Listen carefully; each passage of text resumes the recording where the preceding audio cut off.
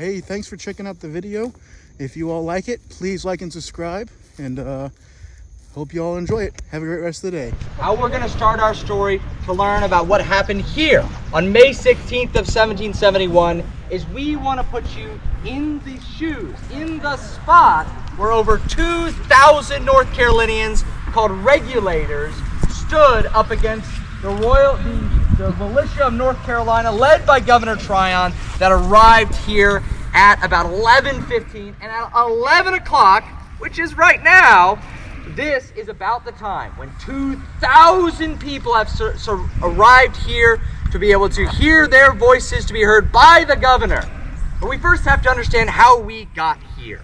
This whole movement we call the Regulation started in the 1760s as thousands of people begin to move to North Carolina, particularly to the Piedmont, for cheap land, new opportunity, freedom from religious persecution, freedom for economics, all of these ideas to establish their own communities.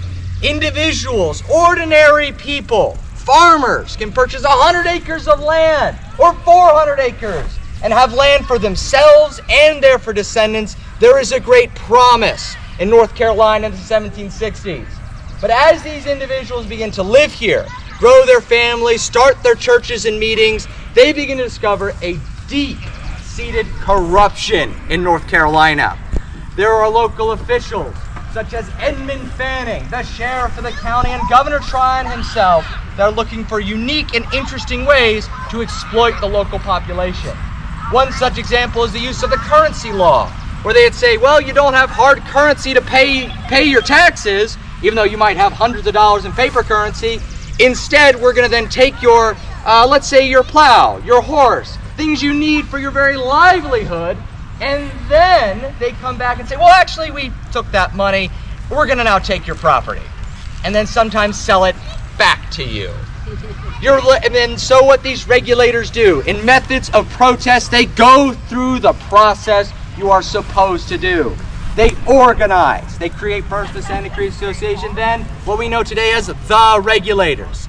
They elect representatives from their local neighborhoods. They assemble in mass meetings like we have here today at local mills, where they decide what's the problems and how we are going to solve it. First thing to do is launch lawsuits. They collect money together. They sue the offending officials.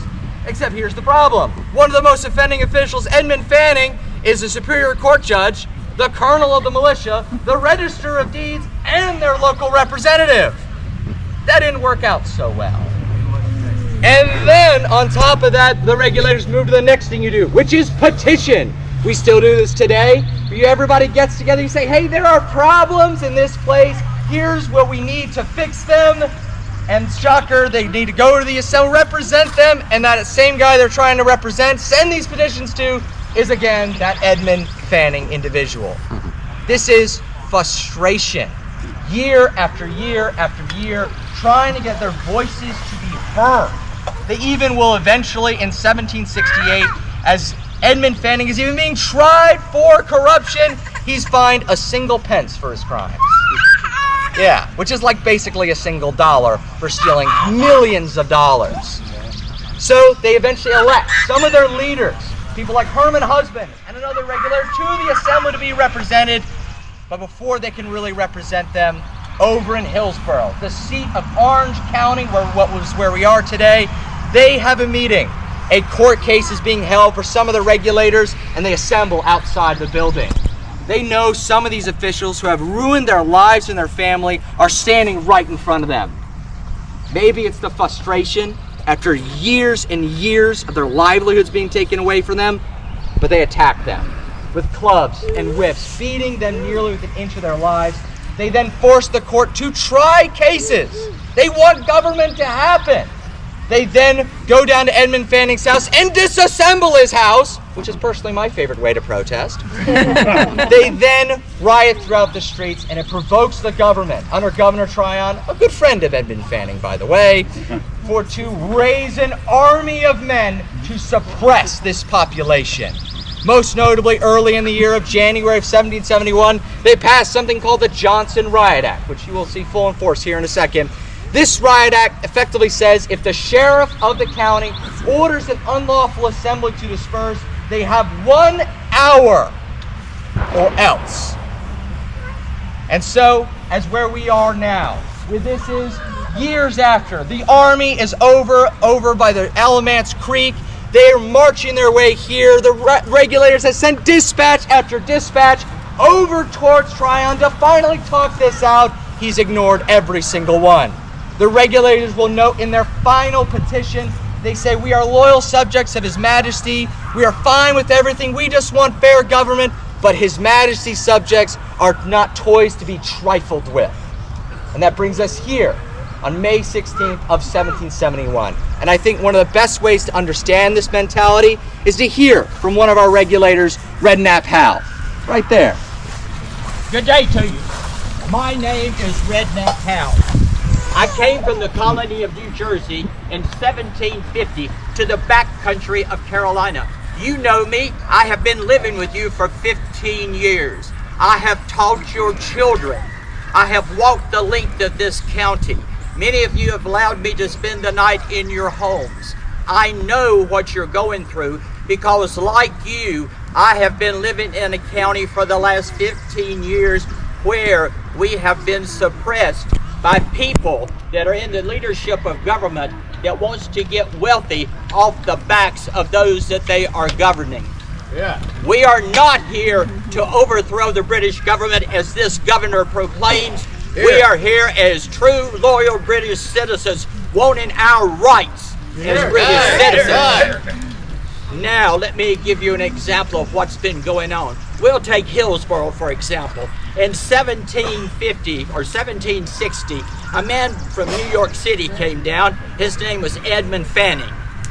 He was already an absentee office holder in New York, which meant he's getting paid to do nothing. That's right. He was a merchant. He was a lawyer. And within a year, with the help of a lawyer friend in Williamsburg, Virginia, he became the town trustee. The next thing we know, he became the crown prosecutor. And then he became the Register of Deeds.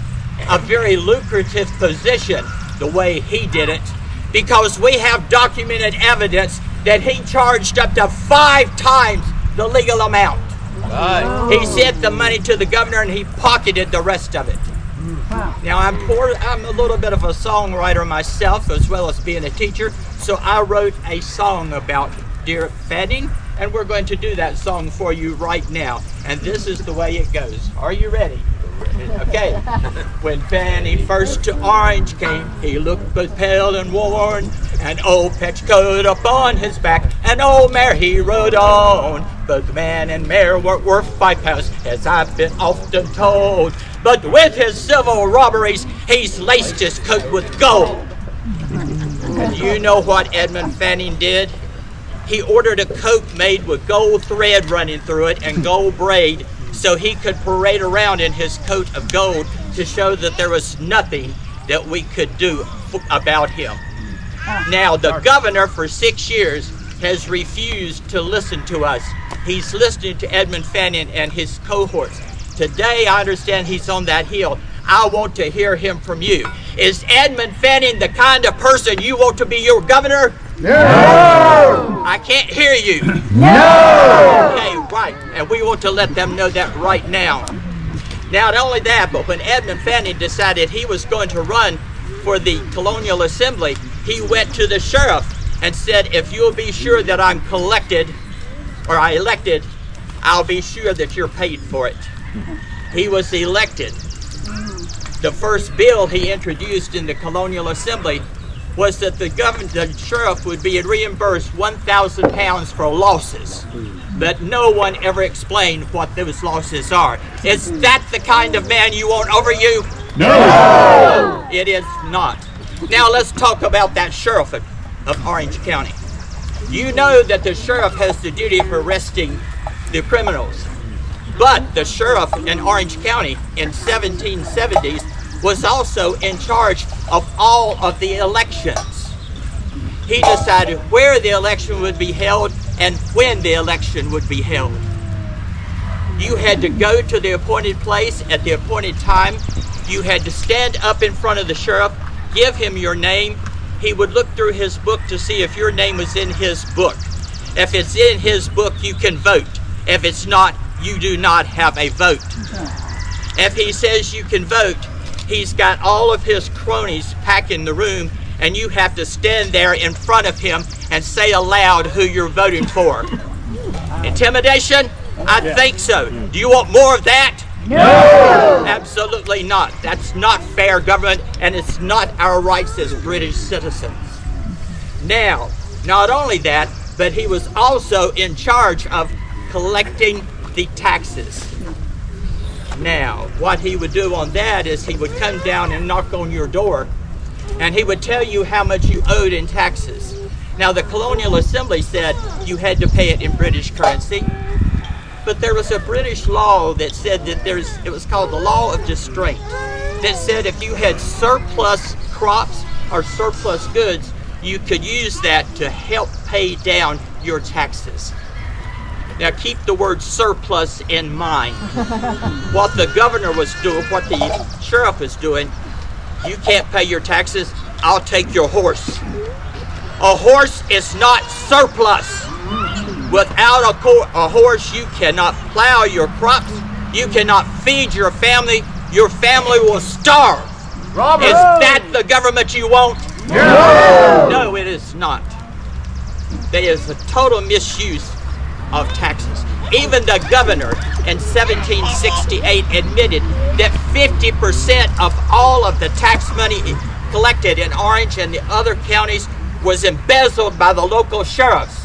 That's not the government that we as British citizens expect. Now, what they would do with that horse once they took it, they would take it back to Hillsborough. Now you had the inner ring of the courthouse ring, and then you had the outer edges. They would take the horse back and sell it at a cheap price to some of their friends. So their friends was getting rich as well. But then if you tried a lawsuit against them, you had to go to Hillsborough, and you had to have Francis Nash, who was again a member of the Colonial Assembly. He was the Justice of the Peace, and he was the Clerk of Court. Francis Nash got to hand-pick everyone that would serve on that jury. They picked these same people that they had sold your horse and cow to. You were guilty before you entered the courthouse. Is that the government you want?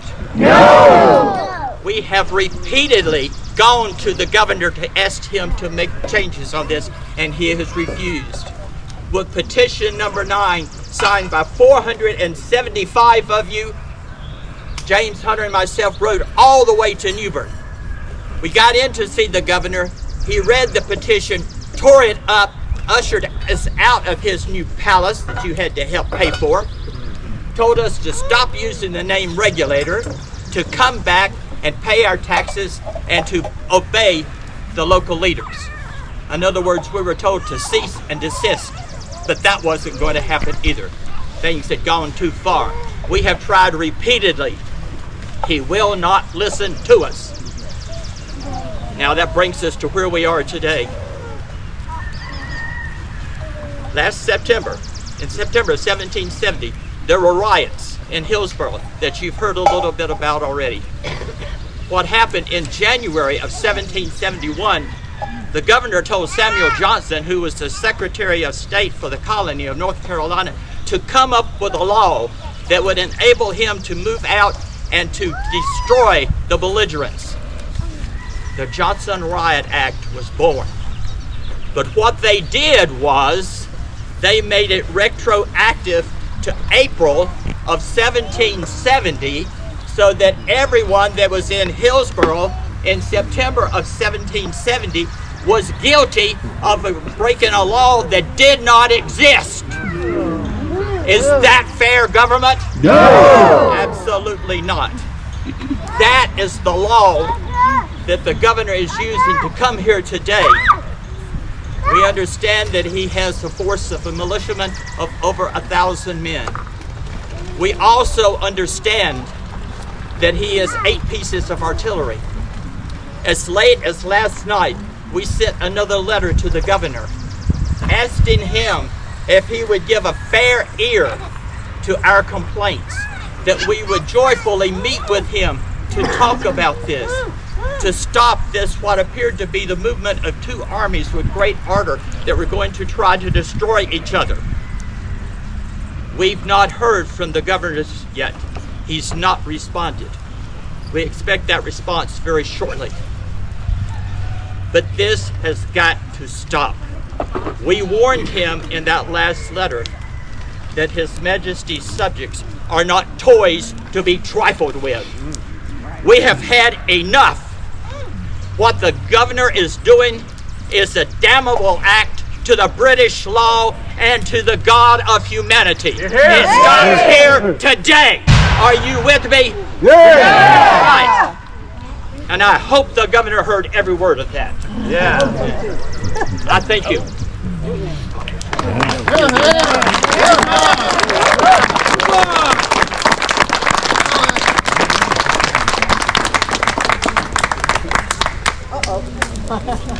I have a letter from the governor to those who style themselves regulators, to the people now assembled in arms who style themselves regulators. In answer to your petition, I am to acquaint you that I have been attentive to the true interest of this country and to that of every individual residing within it. £1,000 Lament in your the fatal pocket. necessity to which you have reduced me by withdrawing yourselves from the mercy of the crown and the laws of your country. I require you who are assembled as regulators to lay down your arms. Lay down your arms. Surrender up the outlaw ringleaders of your country, and then rest on the leniency and mercy of the government by accepting terms. Where's my plow? By accepting terms in 1 hour from this dispatch. You are in a state of war and rebellion against your king, your country, and your laws. Signed, loyal governor. We will triumph. You know that's a lie. This dispatch, 1 hour, gentlemen. 1 hour. You will prevent the effusion of blood by surrendering your ringleaders and listening to the governor. Surrender your Come and take it. We have called, we have written you, and written and written. You give us one letter in 1 hour. You tell him where to put his letter.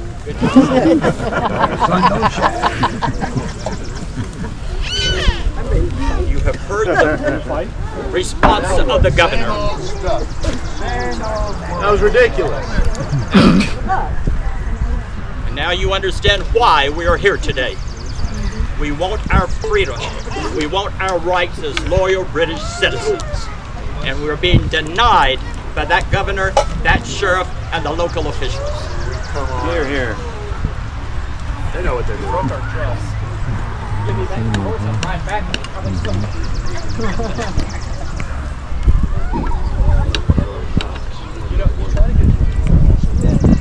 So now we wait.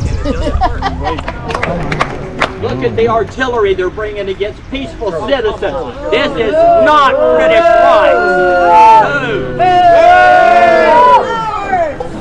We're free men!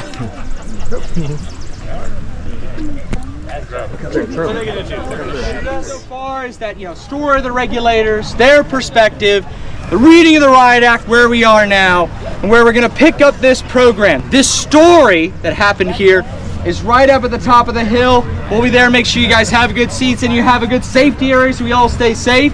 That's going to be at 11:45. We're going to start that, and then noon will be when cannons open up. I will say, effectively, where you see the cannons are there, where this bridge, make it a straight line all the way around. We want everybody all up there at the start. They just said that they're waiting a few more minutes to get the regulators' answer, and they're going to go over there in a few minutes to 15 minutes to answer their governor's request.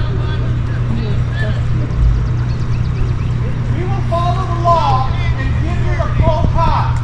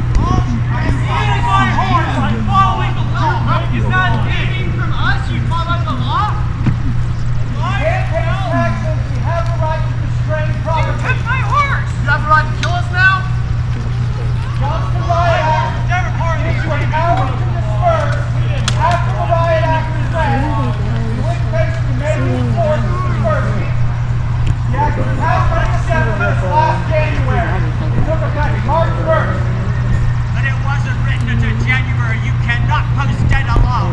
That's unconstitutional. Yes, and if you heard from Parliament, no, I didn't think you have. Wait till you hear from them. We're in the right and you're in the wrong. You can pause. What are you hiding behind, Governor? Listen to our grievances. The hell with your commissions, these people gave them to you. You heard me? What are you going to do now? Here you go. Do it. Do it. Get out of my face, dumbass. You are a neighbor. Eventually, yes. When we start, you guys will need to be back behind this general line.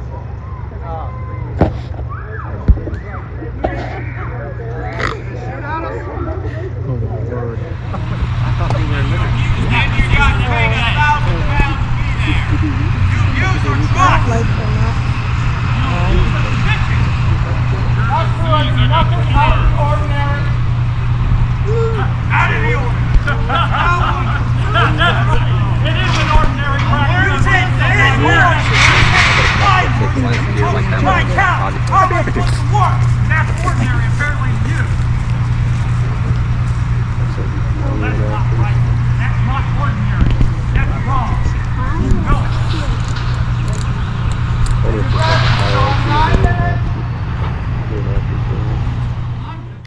You may load your pieces.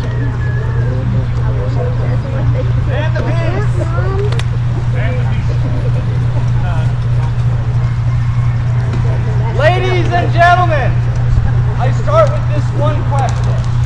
How did we get here?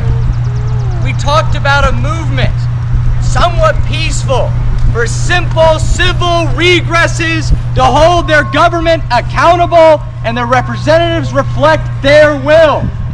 We are now here, May 16th, 1771, minutes until noon. These cannons are loaded. The governor has followed what he is supposed to do. He's followed the correct legal procedures that constitute the Johnson Riot Act that gives him permission to disrupt and disperse a crowd that he views is in rebellion against his majesty. Only one final thing is left. One final question needs to be levied towards the regulator. They have waited the hour. That sheriff's responsibility to fully complete that law is to give them one final chance to give up their guns, to surrender their leaders, friends, neighbors, and allies, pay back taxes, and sign oaths to this government.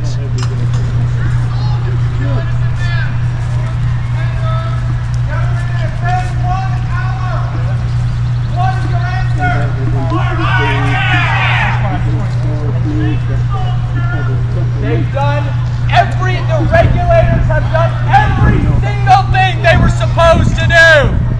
And we've ended here with cannons pointed at these people of North Carolina, with the governor with only one real choice left. Governor, their answer was fire and be damned. Time is up. Just been stalling. He may be behind you to flank us. Gun crews! Give fire! The governor has given you a direct order. Open fire now! Fire! Make ready! Fire!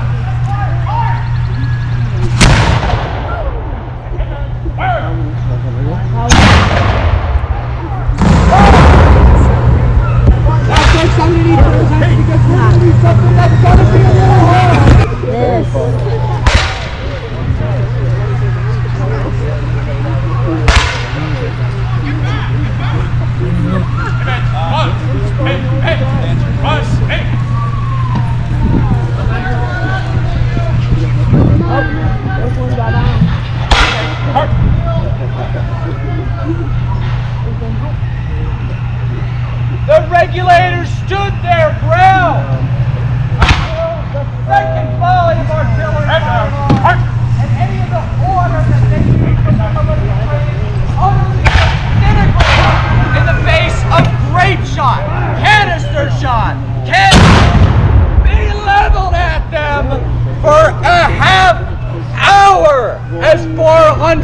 regulators stay behind and put up resistance with what they have. Some of these men have shown are ready to fight. Some unarmed, have brought clubs to face up like this.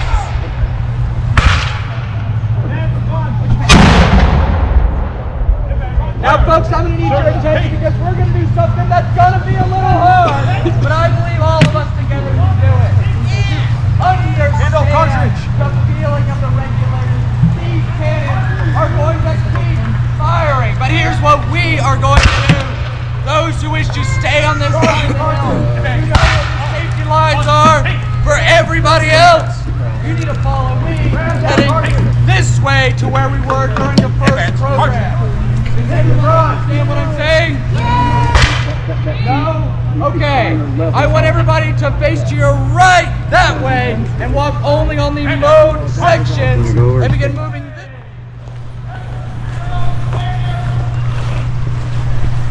Up and around, back where we were before, down the hill.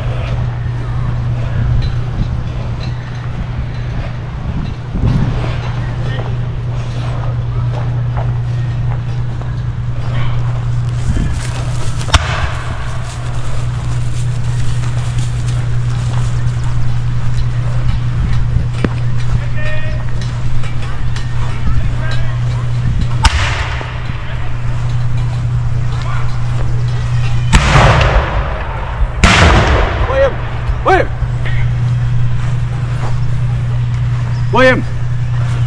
Cross the bridge. Yeah, cross over here, everybody. Do not cross here. I want everybody right here in this big old area.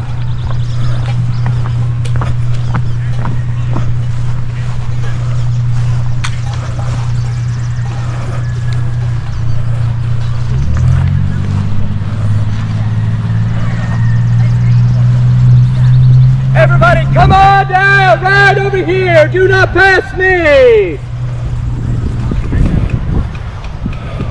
Everybody, in. We're gonna pack a lot of people into this space. Move up the hill.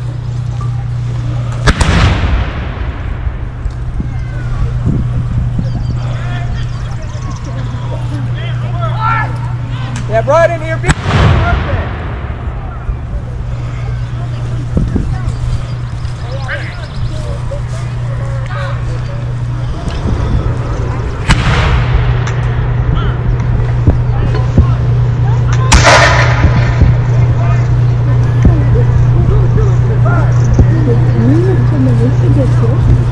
They did.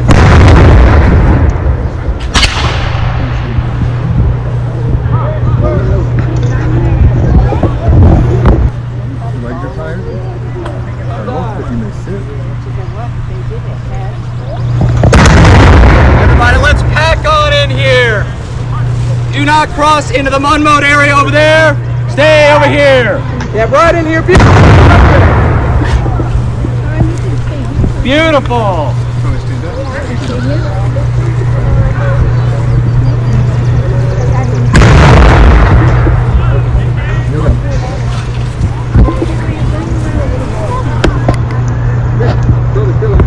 I have an odd question. Does anybody have the time?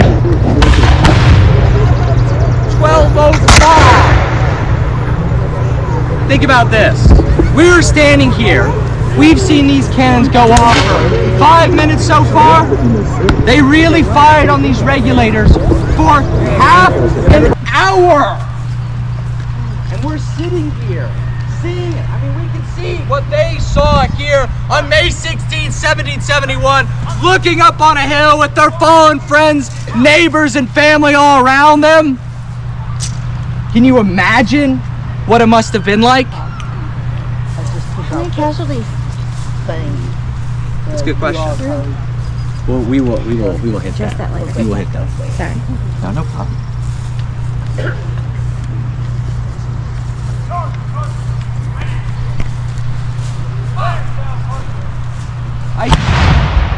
is best we sit in this for a second. Think how a civil disturbance and a civil movement, and again, that same question, how did we end up here?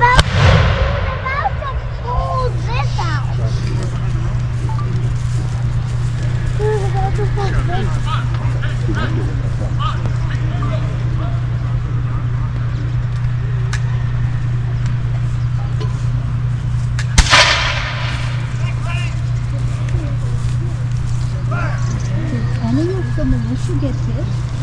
They did. 9 or 12. I think some of them did.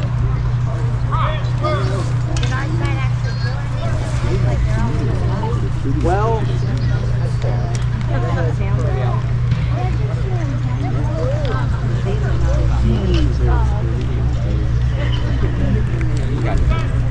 absolutely helpful.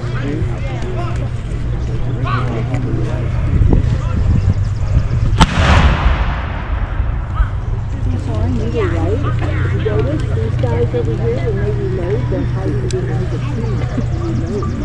And that's exactly what you said you would do.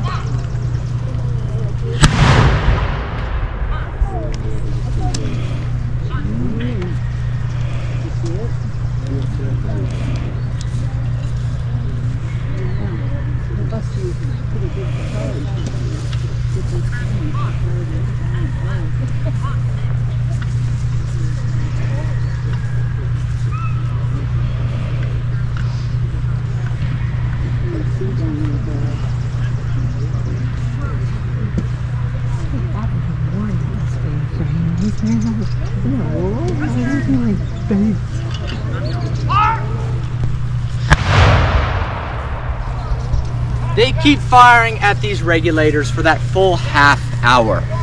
You know, we wonder, I think, what went through, honestly, both sides' minds.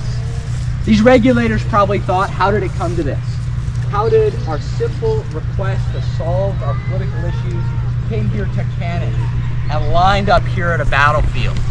The militia, in all truth, were probably thinking something very similar.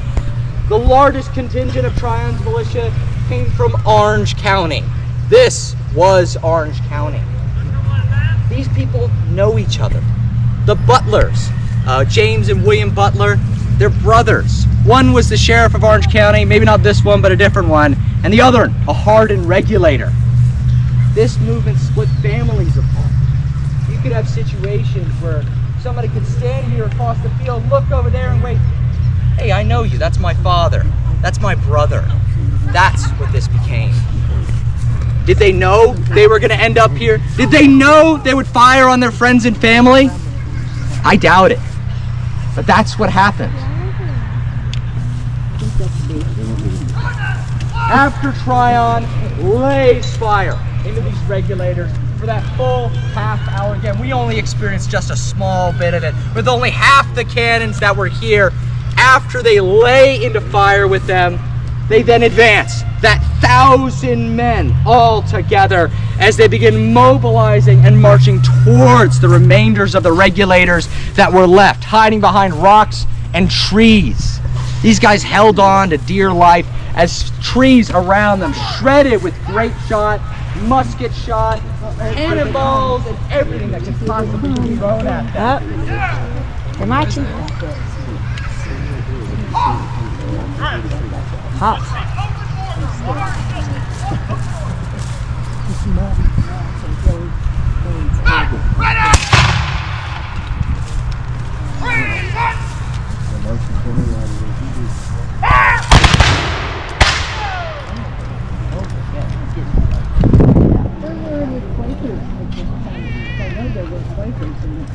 Yeah, that's a good point. Somebody brought up that yes, amongst some regulators, particularly people like James Few and a few individuals, There are actually Quakers amongst the regulators.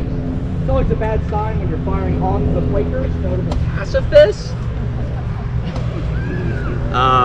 But this movement reached across to different groups, whether it was Quakers, whether it was Baptists, whether it was Presbyterians, even some Moravians earlier on, later not so much. German Reform, Lutherans, all sorts of ordinary people. And that's what I want y'all to understand. These regulators are just like you and I. Ordinary.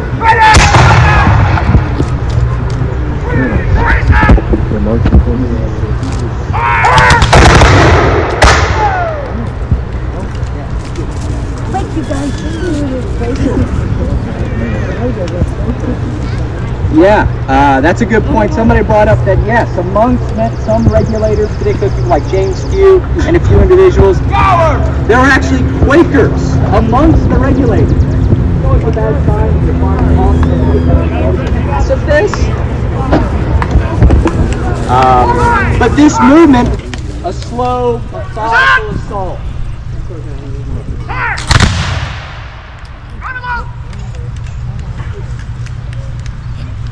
Many of these men, even ordered by militia law, were ordered to carry cutlasses. And cutlasses to be used as sidearms if it ever came to it. As they spread out, many of these regulators sending people railing to the winds all across North Carolina. Some people fleeing here and even traveling far as west as Tennessee and fleeing the county entirely.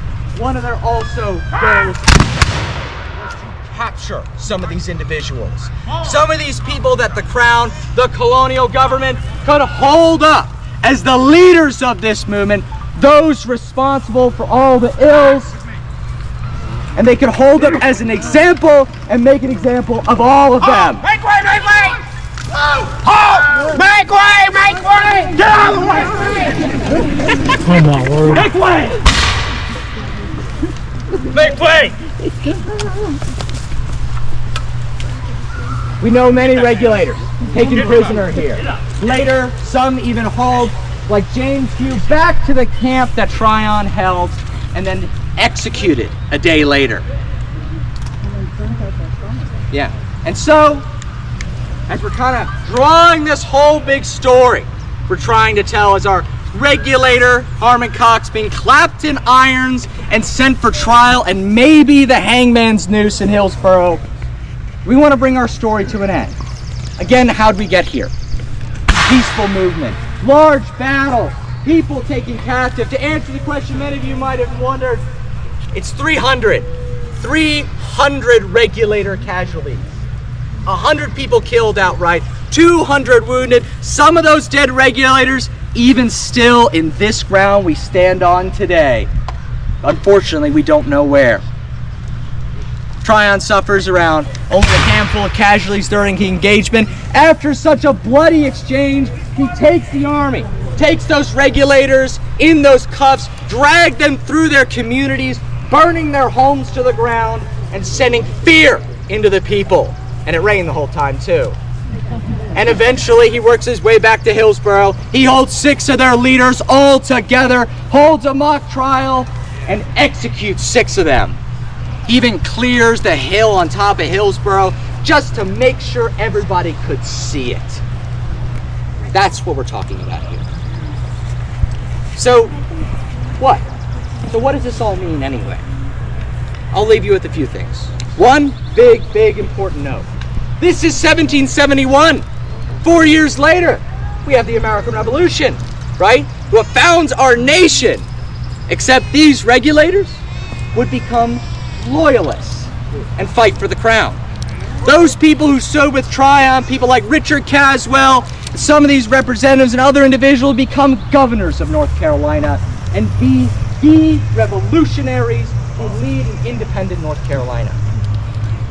The story doesn't end the way we want it to, does it? Because we believe we're the regulators. We want this story, but instead of a national story of America, the regulators leave us, because they don't. Instead, they leave us with something more fundamental. The fundamental drive for individuals, people, to express their will with their government, to hold their representatives accountable.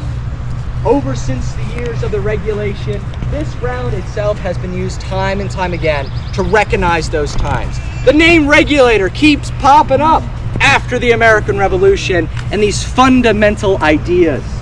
And that the regulators fought so much more like the world we have today. They fought for our world we have today than the world that the revolutionaries really created. And we take from them that fundamental drive. So, with all that being said, I want to say thank you. Thank every one of you for visiting us here at Alamance Battleground. You coming here, contributing to us, seeing what we had to show you allows us to continue this important mission to tell this Regulator story. We're coming to the 250th anniversary of the American Revolution. I want some of us to think about what happened here as we think about what happens in the next few years. So, a few other logistical notes I want to leave with. We are still going. We are still open. The Regulators will be up by the house, some true to the wounded, signing those oaths of allegiance. The camp will still be there. We have a wonderful food truck here you should definitely check out. We have a gift shop, all those sorts of things. And all of us here are answering any questions you guys might have. And I want to say, from me, and everybody here at Alamance Battleground, thank you for visiting us today. Thank you.